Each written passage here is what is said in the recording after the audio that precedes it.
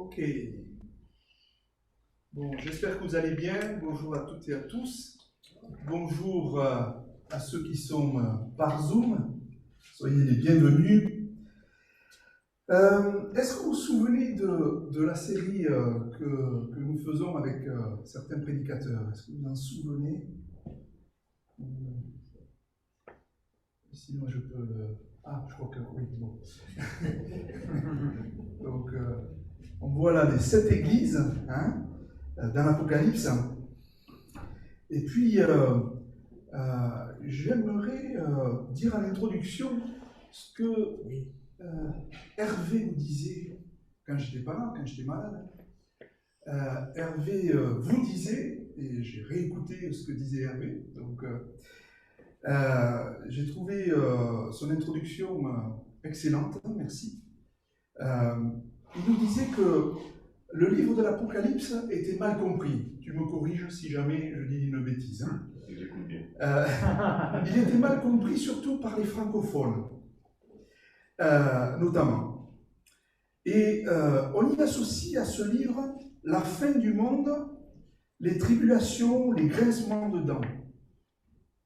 Et dans le dictionnaire, il a fait des recherches et il a vu qu'il y avait marqué « catastrophe effrayante ». Autant vous dire qu'il ne vaut mieux pas le lire. Hein. Le voir comme ça, en tout cas, ça ne donne pas envie. Mais j'ai bien aimé ton équilibre en disant que, oui, on y recherche aussi du sensationnel dans l'Apocalypse. Et puis l'équilibre, c'est que pour Hervé, pour moi-même, ce que signifie réellement l'Apocalypse, c'est, comme en anglais, c'est bien traduit, il y a le mot Apocalypse aussi en anglais, mais révélation.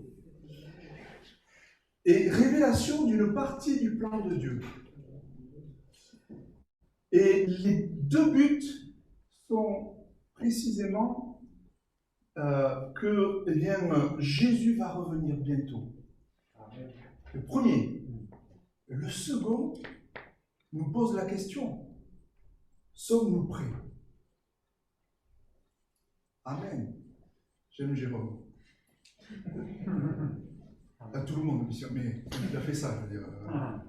Amen. Jésus va revenir bientôt. Amen. Alléluia. Amen. Est-ce que je suis prêt? Ok. On est en route. Il n'y a pas de culpabilité là. Hein? On est en chemin. Et le Seigneur veut qu'on soit transformé à son image. Toujours plus. Sanctifié. Petit clin d'œil. Sanctifié, toujours. Tous les jours. Et comment faire pour être sanctifié tous les jours? C'est toujours proche de lui. Et ce matin, j'ai apprécié vos prières, comme d'habitude, qui sont profondes. L'amour de Dieu. Dieu est toujours proche de nous. Dans nos souffrances, dans les souffrances, mais aussi dans la joie. Alléluia. Et donc c'était le 18 avril. Merci Hervé pour cette introduction que j'ai mais je voulais la refaire. Là, je vais vous parler de l'église de Thyatire.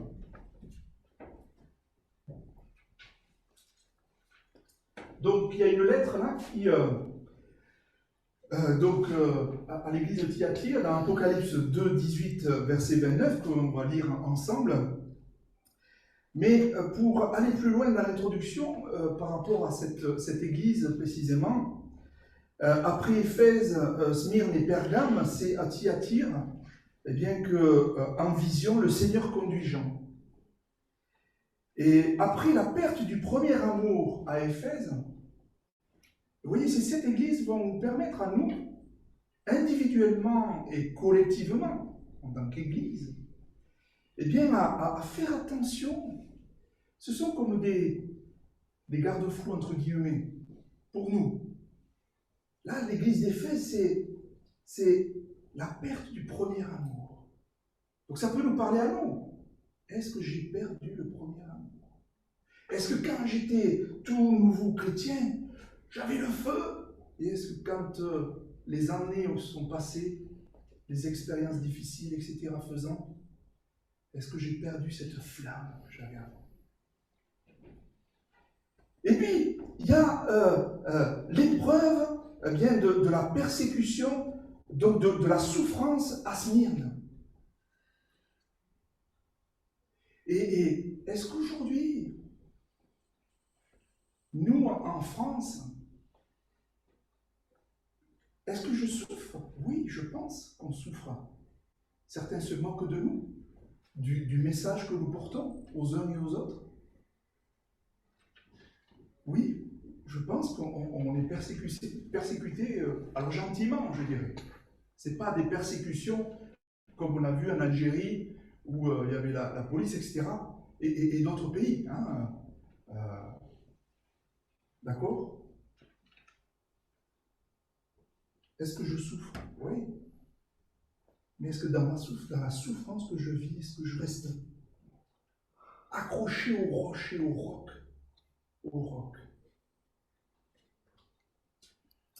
Et puis, on voit le développement de faux enseignements à Pergame. Qu'est-ce que j'écoute, moi-même, individuellement? Sur Internet, comme disait très justement Martin, on a cette opportunité d'avoir la DAB, Pray the Word,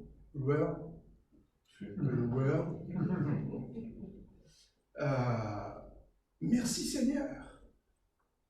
Mais sur Internet, on voit différentes choses qui ne sont pas en équation avec le Seigneur. Qu'est-ce qu'on regarde? Et donc les enseignements, il y a parfois des faux enseignements. Ensuite, nous atteignons avec Thyatire un sommet dans les mots MAUX qui peuvent gangréner une église ou même gangréner un individu. On va parler de Jézabel. Mais vous savez, Jézabel était une femme, ok?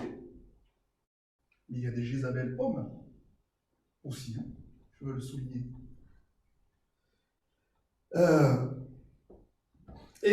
Car à Thyatire, montre Jean, ce n'est pas d'abord dans les membres de l'Église que se trouve le mal qui la corrompt, mais dans sa tête, dans les instances qui ont la charge de lui prodiguer l'enseignement qu'elle doit suivre, les organes directeurs qui donnent à toute l'Église la ligne qu'elle doit suivre. Donc ce sont les instances, les autorités de l'Église dont il s'agit précisément. Mais on peut aussi s'en accommoder nous-mêmes, individuellement, de ce message. La Bible nous dit de quelle manière éviter une telle déviation. Elle nous enseigne la nécessité de la vigilance et de la correction mutuelle. 1 Corinthiens 14:30 donc nous le dit comme la nécessité de la vérification dans toute l'Écriture pour voir si l'enseignement apporté est conforme à la parole. Hein, vous vous souvenez de ça? Acte 17:11. Donc je vous invite à lire avec moi. Hein, on va lire Apocalypse chapitre 2, versets 18 à 29, donc version Louis II.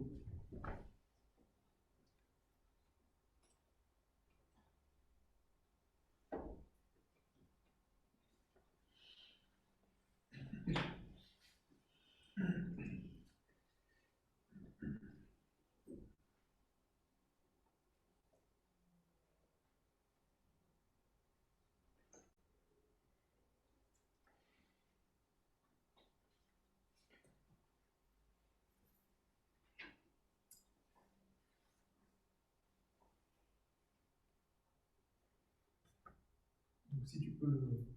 Ah, il faut le temps. La technique.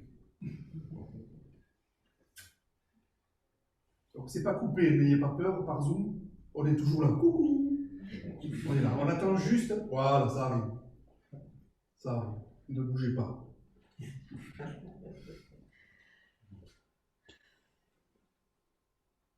Bientôt.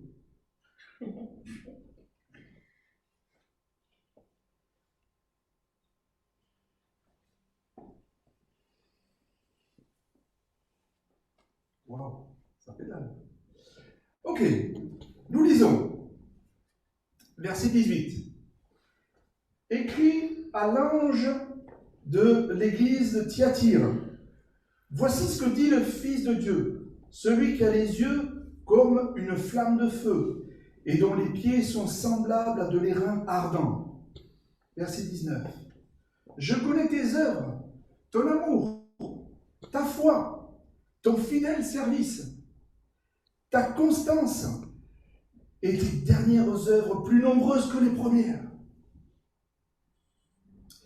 Mais ce que j'ai contre toi, c'est que tu laisses la femme Jézabel, qui se dit prophétesse, enseigner et séduire mes serviteurs pour qu'ils se livrent à l'impudicité et qu'ils mangent des viandes sacrifiées aux idoles. Je lui ai donné du temps avec elle afin qu'elle se repentît et elle ne veut pas se repentir de son impudicité. Voici, je vais la jeter sur un lit et envoyer une grande tribulation à ceux qui commettent adultère avec elle, à moins qu'ils ne se repentent de leurs œuvres. Je ferai mourir de mort ses enfants, et toutes les églises connaîtront que je suis celui qui sonde les reins et les cœurs, et je vous rendrai à chacun selon vos œuvres. À vous, à tous les autres de Thyatire,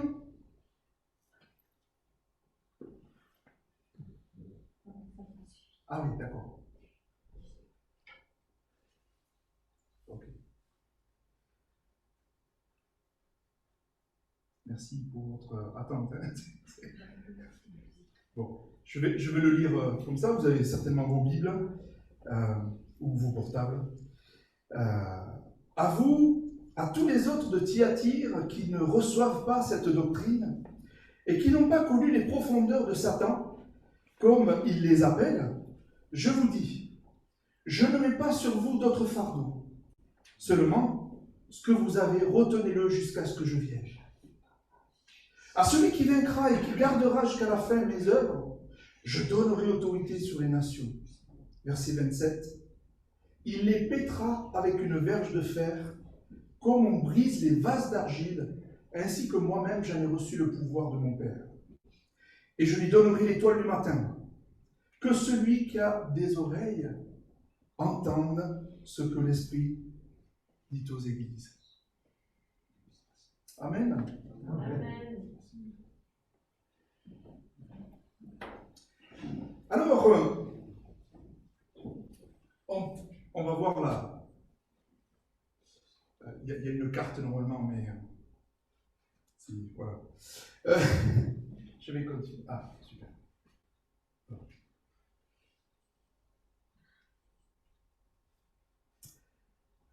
Je laisse la carte arriver. Premier point que je voulais partager avec vous, c'est sur la ville de Thyatire. Thyatire se situe à quelques 60 km au nord-est de Smyrne. On va le voir tout à l'heure. L'activité qui, à l'époque où écrit Luc, faisait la renommée de Thyatire. Et la fabrique d'une étoffe d'une teinte si particulière, le pourpre, c'est avec elle que l'on confectionnait dans tout l'Empire romain des vêtements qui habillaient les princes, les rois et les plus hauts dignitaires de l'Empire. Donc, de plus, Thyatire s'est enrichi grâce à la vente d'esclaves aux industries du bois, au cuir, du tannage et à la fabrication de poterie et de chaudrons. Donc, Thyatire ici, j'espère que vous voyez bien, Pergame, Sardes, Smyrne, Éphèse. Et donc spirituellement, cette ville n'était pas tout à fait chrétienne. Hein, elle était riche, hein, ok, mais elle faisait des choses qui ne plaisaient pas au Seigneur. Et du coup, l'Église en était atteinte, finalement. Et deuxième point que je voulais voir avec vous, c'est que l'Église de Thyatire, c'est une Église qui est corrompue. Corrompue. Il y avait des qualités. Des qualités. Cette communauté doit avoir connu des débuts prometteurs, puisque le Seigneur s'adresse à elle en ces termes. Je connais tes œuvres, ton amour, ta foi, ton fidèle service, ta constance et tes dernières œuvres plus nombreuses que les premières. On peut s'interroger nous-mêmes, hein, dans notre Église, là, comment c'est là aujourd'hui? Est-ce que c'est la faute des instances? Est-ce que c'est nos propres fautes? Ou est-ce qu'on n'a pas de faute? Tout va bien? Mais le Seigneur, il est tellement bon. Il veut nous amener plus loin encore. Et on peut, ce verset 19, on peut se les lire pour nous-mêmes. Je connais tes œuvres. Quelles sont mes œuvres? Qu'est-ce que j'accomplis pour le Seigneur? Dans l'Église, mais aussi à l'extérieur. Ne faisons pas du nombrilisme. Et puis, par rapport à l'amour, comment est mon amour aujourd'hui? Alors des fois, on peut être en bas, on peut vraiment vivre des moments difficiles dans nos vies. Mais l'Église, elle est là pour, normalement, hein, elle est là pour aider les personnes qui sont plus bas, avec plein d'amour. Tu es la bienvenue, toujours. C'est ton Église, tu fais partie de l'Église. Alléluia. Ta foi, ton amour au Seigneur, ta foi, fidèle service, ta constance, et les dernières œuvres, plus grandes encore, plus nombreuses que les premières. Alléluia. Seigneur, aide-nous. On a besoin de toi. Le fidèle service, c'est un terme dont dérivent les mots diacre et diaconesse, hein, diaconia. De ces chrétiens, eh bien, s'épanouissaient en œuvre sociale toujours plus dynamique, pratiquée avec persévérance et zèle. Le Seigneur a sans doute apprécié la ferveur et le haut niveau de consécration des croyants de Thyatire, toujours zélés pour agir et prêts à faire ce qui leur était demandé, et même au-delà. Si vous avez envie que l'Église grandisse, allez-y, levez-vous. Et le Seigneur attend que ça. Ces qualités nous posent la question à nous, à IP, individuellement et collectivement. Est-ce que le Seigneur nous voit comme une Église à laquelle il connaît nos œuvres, qui sont de plus en plus nombreuses, notre amour pour lui, notre foi, notre fidèle service, notre constance? C'est juste, sans culpabilité de ma part, mais chacun doit regarder à soi-même et voir avec son Seigneur.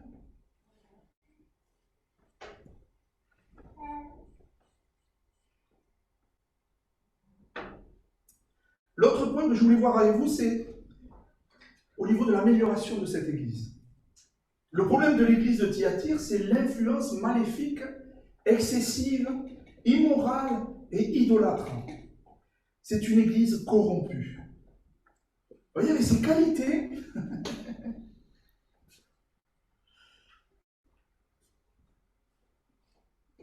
on ne le voyait pas peut-être, c'était caché aux yeux des hommes, mais Dieu sait tout. Et j'espère que nous ne sommes pas comme ça, hein, qu'on ne fait pas je ne sais pas comment dirais-je, du faux semblant. Sinon, j'ai tendance à dire, à l'homme dans une association de pétanque. Et voilà. Hein. Mais il y a une femme là, nommée Jézabel, qui a les caractéristiques de celle du 9e siècle avant Jésus-Christ. Et cette femme était païenne, était la femme païenne du roi Akab. Et Akab, roi d'Israël, avait mis le comble à ses péchés en prenant pour femme Jézabel. Et on le voit dans 1 Roi 16, verset 31. Elle était la fille d'un roi de Sidon. Et celle-ci avait entraîné Israël dans une monstrueuse idolâtrie. Au lieu d'adhérer au Dieu d'Israël, eh bien Jézabel, au contraire, fera tout pour importer dans le pays le culte qu'elle rendait dans le sien. 1 Roi 18-19 nous rapporte ainsi que chaque jour, 450 prophètes de Baal, c'est-à-dire le grand dieu cananien appelé le Seigneur, et 400 prophètes d'Astarté, appelés la reine du ciel, eh bien, mangeaient chaque jour à sa table. Elle engageait les croyants à participer aux sacrifices païens et à manger des viandes que l'on avait d'abord présentées aux idoles, tout en les laissant célébrer leur culte dédié au Seigneur. Vous voyez le mélange qu'il y avait là? C'est comme si aujourd'hui on disait, bien, j'invite des sataniques. Pardon, ça va? J'invite des sataniques et puis le culte, je suis joie. Ça ne matche pas. On va les changer. Vous voyez? Hein? Du faux semblant. C'est pour qui? C'est pour le Seigneur ou pour l'autre? Il n'y a pas 36 solutions. Soit tu es pour ton maître, c'est le Seigneur, soit c'est l'autre, l'ennemi. Hein? Alléluia. Et elle prétendait être prophétesse. Et elle clamait la liberté chrétienne de consommer les nourritures sacrifiées aux idoles. Aussi, les chrétiens participaient à la fois à la table des démons et à la table du Seigneur. 1 Corinthiens 10, 20 et 21. Et le fait d'offrir ces sacrifices aux démons leur ouvrait la porte de la corporation des teinturiers. Ça leur permettait, eh bien, c'est comme si vous êtes dans les francs-maçons. Voilà. Il y a des pasteurs aussi dans les francs-maçons, je vous le dis. Vous allez dans les francs-maçons et vous aurez des portes ouvertes. Oui, il y a pas mal de hauts placés, etc. Et souvent, ils sont bien placés et ils ouvrent des portes. Hein. Voilà, donc pareil, là, vous étiez, si vous faisiez tout cela, ben, vous pouviez avoir la porte ouverte pour être teinturier, ce qui leur assurait d'importants avantages matériels. Donc un lien existe entre la femme d'Akab et celle de l'église de Thyatire, Jézabel. Comme je le disais tout à l'heure, entre parenthèses, les femmes chrétiennes ont le droit autant que les hommes de servir leur Seigneur, de s'épanouir dans le service, d'être utiles et de porter du fruit.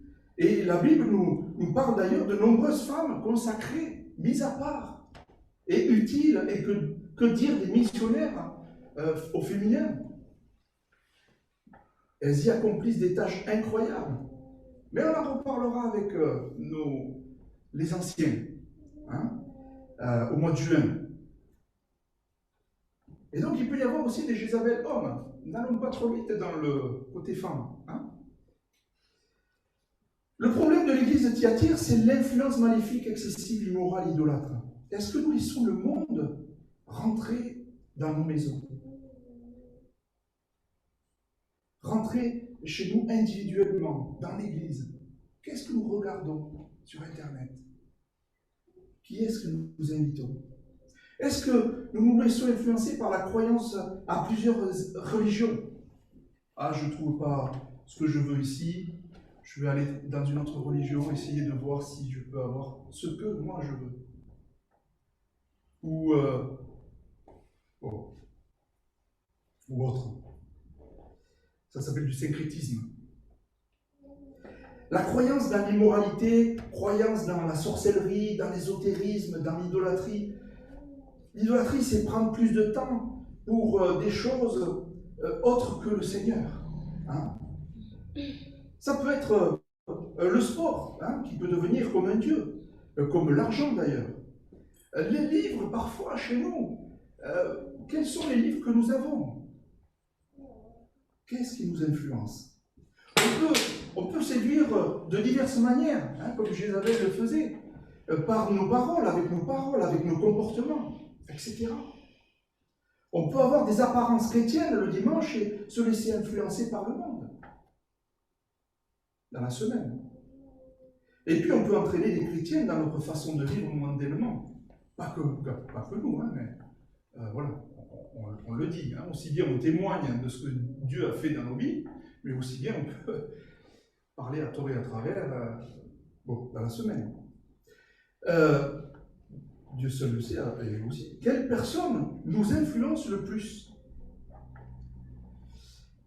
Alors, je vois que le temps passe vite.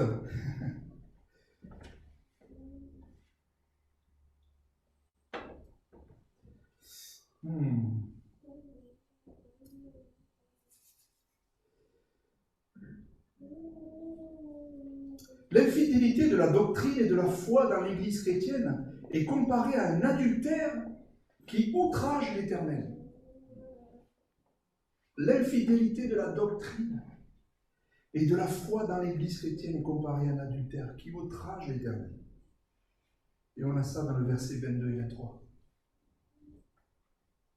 Et dans Mosée aussi. Alléluia, Seigneur. Jézabel subira une grande tribulation, ainsi que les hommes qui ont commis l'adultère avec elle.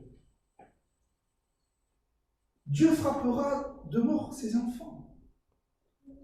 Le jugement est très fort. Survivant 12 ans après la mort d'Akab, tué lors d'un combat, Jézabel finira par être jugée par Dieu au travers du roi Jéhu, qui la renversera de son trône. Et elle connaîtra, selon la prophétie d'Élie, une fin honteuse, ignominieuse, c'est-à-dire déshonorante. Et on le voit dans 2 Rois, versets 9, 30 à 37. Ce que j'ai contre toi, c'est que tu laisses la femme Jézabel.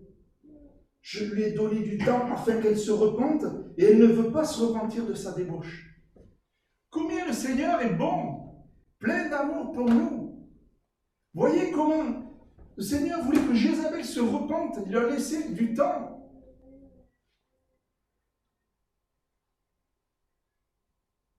Et nous, pareil, le Seigneur nous laisse du temps parce qu'il nous aime. Et il veut qu'on se repente chaque fois qu'on pêche, chaque fois qu'on parle à tort et à travers, chaque fois qu'on fait des choses qui ne lui plaisent pas. Quel Dieu d'amour! Il a un amour inconditionnel. Nous, êtres humains, on a peut-être un amour plus conditionnel. On a des conditions. Si tu es comme ça, comme si je pourrais, bon, faut voir, etc., etc. Un espoir subsiste pour elle, pour nous, la repentance. Le Seigneur est lent à la colère et riche en bonté. Il nous laisse la possibilité de nous repentir de nos mauvaises œuvres.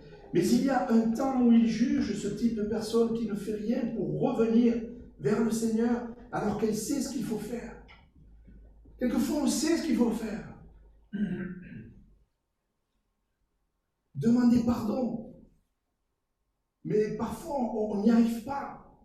Et il nous faut l'aide du Seigneur. Criez au Seigneur. Seigneur, viens à mon secours. On a vu les qualités à Thyatire. On a vu les points à améliorer. Et voici, le Seigneur a une promesse au vainqueur. Il a des promesses. Verset 19. Tes œuvres. Verset 23. Vos œuvres. Verset 26. mes œuvres, celles du Seigneur, mes œuvres. Tes œuvres, vos œuvres, mes œuvres. Individuellement, collectivement, et celles du Seigneur. Quelle gradation, ou plutôt, quel contraste flagrant. Sommes-nous bien sûrs d'être engagés dans ces œuvres? Ou bien nous complaisons-nous dans les nôtres? Ça va? Un peu hard ce matin, non? C'est Non, super. ça va. Ça va? Pas de soucis. Oh Myriam, force. Ah, formidable Myriam, merci. Merci beaucoup, tu nous rassures. Nous devons faire attention à nous.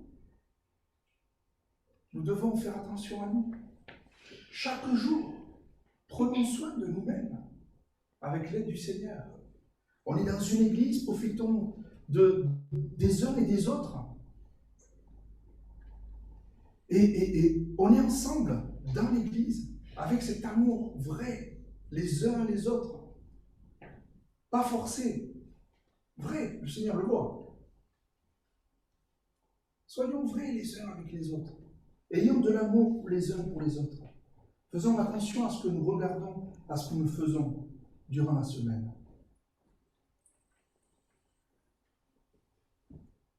Et puis, la lettre à l'église de Thyatire se conclut par 2 phrases. Verset 28. Et je lui donnerai l'étoile du matin. À celui qui n'aura pas été du côté de Jézabel,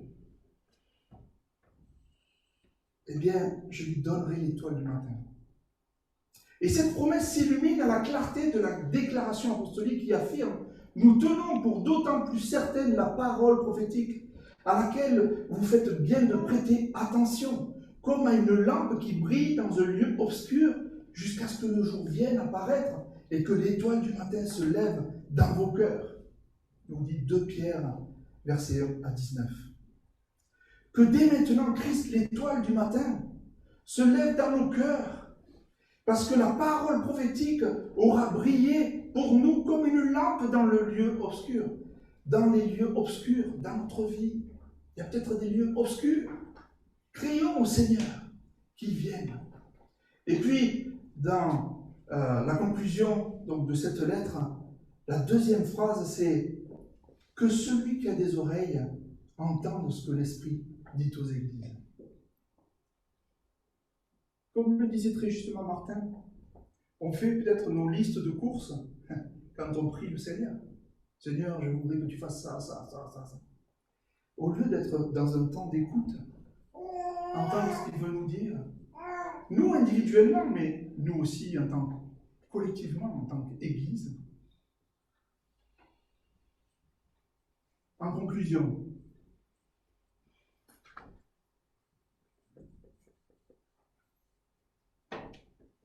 ce message est très dur. Il condamne implacablement les pratiques d'une Église qui se prétend chrétienne et dans laquelle il y a effectivement de nombreux véritables chrétiens qui ont accepté la grâce de Dieu offerte à tous les hommes par le moyen du sang de Jésus-Christ sans faire de mélange avec les œuvres de l'ennemi. Mais l'organisation de cette Église, comme de nombreux points de sa doctrine officielle, sont en absolue contradiction avec la parole de Dieu. Soit on sert Dieu, soit on sert le diable.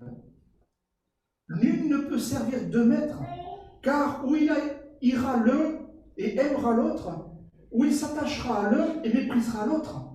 Vous ne pouvez servir Dieu et Mammon, nous dit Matthieu 6, verset 24. Est-ce que nous laissons le monde rentrer chez nous individuellement ou dans l'église d'Épis? Par qui êtes-vous influencés? Êtes-vous aveuglés par ceux qui vous séduisent et qui sont du monde? Ou même qui sont dans l'église? Ça peut arriver. Le but n'est nullement d'offenser les croyants sincères, qui sont un très grand nombre dans cette église, mais de les avertir et de leur dire ce que Dieu pense de ces doctrines. Est-ce que le Seigneur nous voit comme une église dans laquelle il connaît nos œuvres qui sont de plus en plus nombreuses, notre amour pour lui notre foi, notre fidèle service, notre constance. Le Seigneur est lent à la colère et riche en bonté. Il nous laisse la possibilité de nous repentir de nos mauvaises œuvres. Et sommes-nous bien sûrs d'être engagés dans ces œuvres? Ou bien complaisons-nous dans les nôtres? Prenons un temps dans la prière, si vous voulez bien. Et puis Jean-François, si tu peux laisser cette diapositive, s'il te plaît. Seigneur, nous voici. Tu nous connais mieux que nous-mêmes. Pardon pour toutes les fois où nous t'avons offensé, déplu, par nos comportements, par nos paroles, à tort et à travers, par nos faux semblants. Seigneur, nous ne voulons pas jouer à l'Église, mais être ton Église. Nous voulons que tu sois le centre dans ton Église, en nous, individuellement. Viens, Saint-Esprit, brûle tout ce qui n'est pas de toi. Consume les ossements desséchés. Brille, ô Jésus, dans nos vies. Nous voulons plus de toi, moins de nous. Viens, Saint-Esprit. Brille, ô Jésus. Merci pour ton aide, Saint-Esprit. Merci pour ton Église où on peut nous aider les uns les autres. Pas nous écraser les uns les autres. Nous aider les uns les autres. Ouais, Seigneur, viens. Viens, Saint-Esprit. Pardon pour les jugements. Pardon pour le manque d'amour. Pardon pour toutes ces choses qui te blessent. Viens, Seigneur. Lève-toi.